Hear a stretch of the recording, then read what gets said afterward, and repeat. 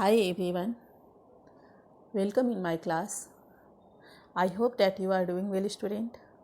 Today I am going to discuss about characteristics of existing attitudes और इसके 2 class मैं ले चुकी हूँ और आज उसी को आगे बढ़ाते हुए मैं अपनी क्लास को आगे बढ़ा रही हूँ. Just listen carefully. कल मैंने बात की थी कन्ग्रुएंट चेंज इन एटीट्यूड और आज मैं बात करूँगी इनकन्ग्रुएंट या असंगत परिवर्तन. तो पहले मैं इस शब्द की व्याख्या कर देती हूँ. असंगत या इनकन्ग्रुएंट क्या है? किसी के प्रति यदि आपकी मनोवृत्ति प्रतिकूल है तो वह अनुकूल हो जाएगी, ठीक है, यानी विपरीत दिशा में कन्वर्ट हो जाएगी. और यदि किसी के प्रति आपकी मनोवृत्ति अनुकूल है तो वह प्रतिकूल हो जाएगी.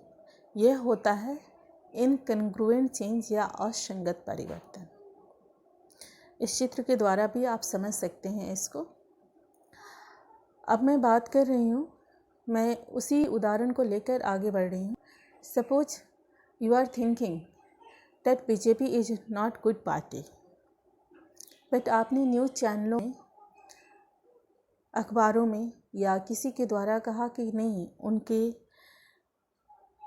काम बहुत अच्छे हैं, वो देश को आगे बढ़ाने में रोल अदा कर रही है, ठीक है.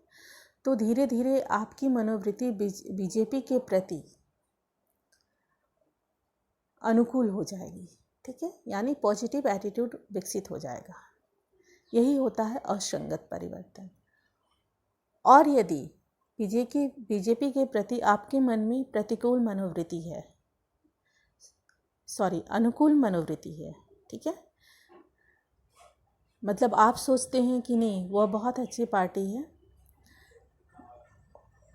और वह काम कर रही है, लेकिन धीरे धीरे आपने सुना कि नहीं, उसका उद्देश्य सही नहीं है, देश के हित में नहीं है, तो आपके मन में धीरे धीरे जो उसके प्रति अनुकूल मनोवृत्ति थी वह धीरे धीरे प्रतिकूल हो जाएगी.